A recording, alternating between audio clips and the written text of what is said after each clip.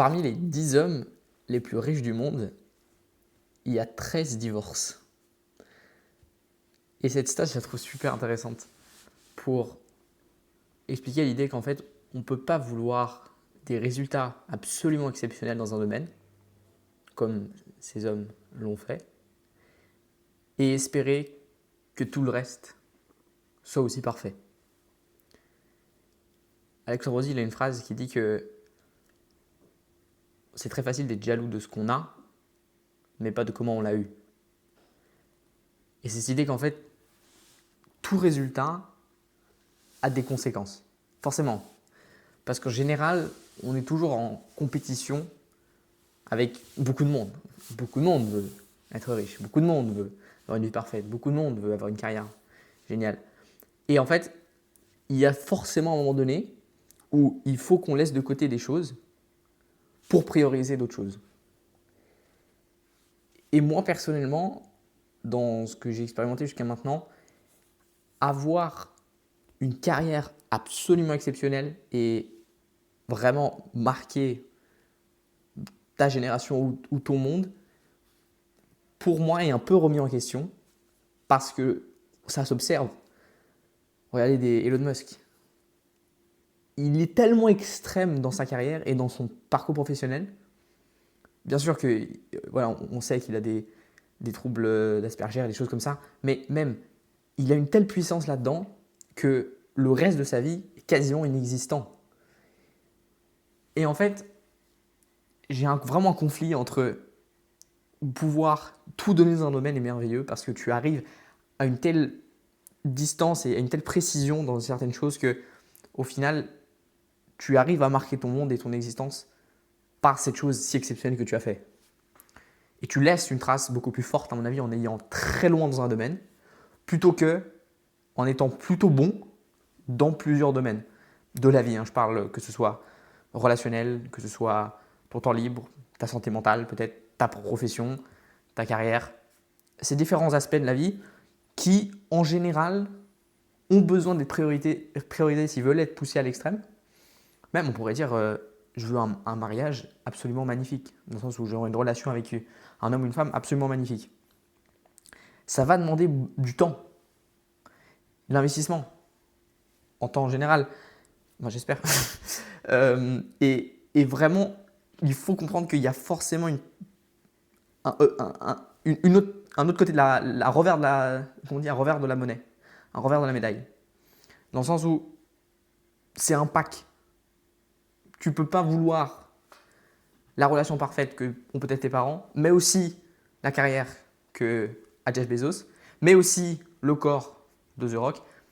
Il y a forcément des choses où tu dois pouvoir laisser certaines choses de côté pour que d'autres choses soient priorisées. Et donc personnellement, c'est vraiment une réponse que je n'ai pas encore. Et je ne sais pas si ça vaut la peine laisser des choses de côté et louper entre guillemets des expériences que des personnes autour de toi vivent pour te permettre de réaliser dans certains domaines. Et pour moi, ce qui m'intéresse le plus, c'est l'entrepreneuriat et à quel point est-ce que ma carrière entre guillemets professionnelle peut être poussée loin. Donc est-ce que ça vaut la peine de laisser certaines choses de côté pour prioriser uniquement ça? Ou alors accepter que je ne vais pas pouvoir mettre autant d'énergie et suffisamment d'énergie pour pousser cette carrière aussi loin et que je priorise aussi, de manière modérée, d'autres aspects de la vie? Je n'ai pas la réponse. Maintenant, je pense qu'aussi, il y a un point où il y a des gens qui ont de la chance. Et cette chance, elle n'est pas très mesurable. Il y a certaines personnes avec des petites actions dans leur vie, pas forcément besoin, en tout cas en apparence, ça je dis aussi en apparence parce que si ça se trouve, il y a des choses qui ont été faites et qu'on ne sait pas, des circonstances qui ont été créées, qui ont demandé du temps et de l'énergie, qui ont fait que cette personne est capable d'arriver à un certain objectif.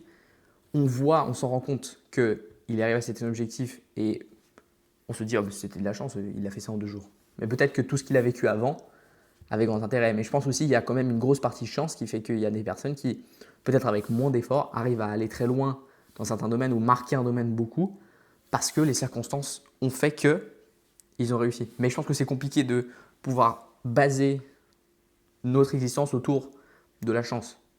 Et pas se sentir guidé dans un certain domaine est pour moi la pire des choses. Je pense que qu'on décide d'aller très loin dans un certain domaine ou de prioriser plusieurs domaines à la fois, ce qu'on appelle le work-life balance, on pourrait dire en anglais, où en fait on essaie de que tous les piliers de notre vie soient à peu près au même niveau, pas qu'il y en ait un qui soit disparate et puis les autres qui soient du coup un peu oubliés.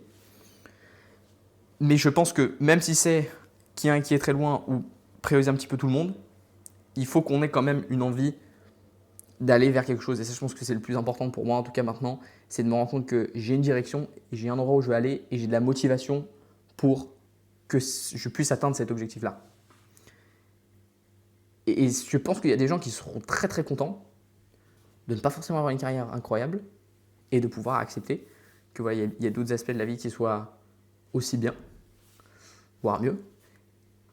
Et c'est aussi totalement ok qu'il y ait des gens qui disent merde, moi je veux aller le plus loin possible, je veux être sportif d'élite, je veux être entrepreneur à succès, mais vraiment dans un modèle très très extrême. Et forcément, il y a un moment donné, il y aura des choses qui seront contraignantes, il y a des choses qu'on n'aura pas pu vivre, que les autres pourront faire et qu'on ne pourra pas faire, que les autres n'auront pas et que nous on aura, dans un sens négatif aussi du terme, et bien sûr dans un sens aussi positif. Donc voilà, c'est une réflexion que j'ai encore en cours et que je n'ai pas encore trouvé de réponse. Mais je pense que cette stat que je vous ai dit au début, que entre les 10 personnes les plus riches au monde, il y a 13 divorces, c'est super intéressant pour garder en tête qu'au final, tout est un pack. On ne peut pas vouloir quelque chose de quelqu'un sans prendre le reste qui est autour. Donc quelque chose de positif sans vouloir prendre le reste qui est négatif. Et que tout le monde est très jaloux de ce qu'on peut avoir, mais très souvent très peu jaloux de comment on l'a eu. Et ça, je pense que c'est à garder en tête. C'était Elio. À bientôt.